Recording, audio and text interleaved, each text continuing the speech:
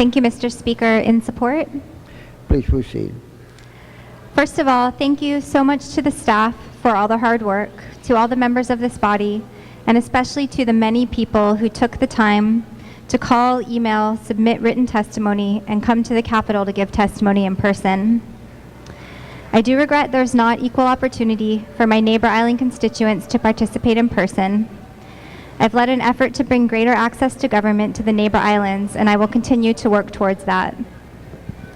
Nonetheless, I have heard from my community, from hundreds of constituents through emails, calls, social media, and more. I've heard from both those in support and in opposition to this bill, and I have tried to honor the concerns of all. With the amendments made in the House, many of which were specifically requested in testimony, this is a balanced bill and provides for both equal rights for all and protects the First Amendment rights of religious organizations at the same time.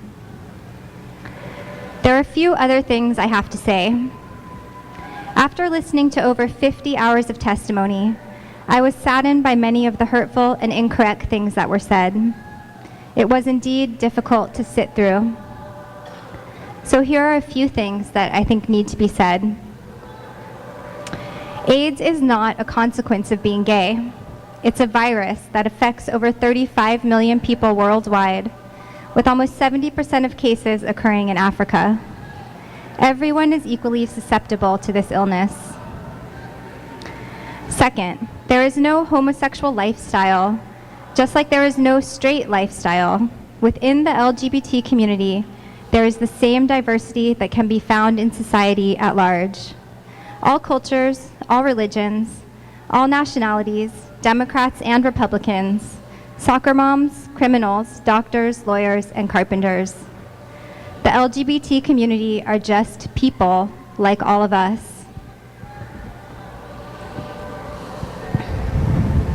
I do not believe that being gay is a choice, and recent scientific studies, as we heard in testimony, support this. But I don't need a molecular biologist or a geneticist or any number of Harvard degrees to convince me. I respect that if someone tells me how they feel about themselves, that they are the experts on themselves.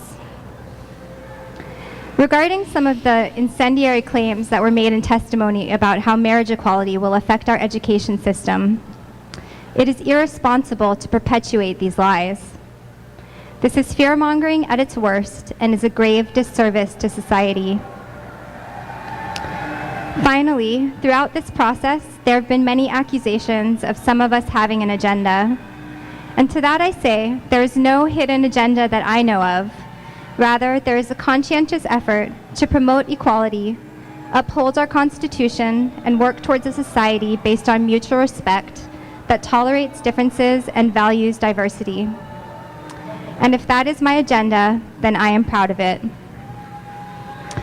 Thank you, Speaker. And with that, I would like permission to insert additional written comments into the journal. So ordered, Representative. Thank you very much, and Representative.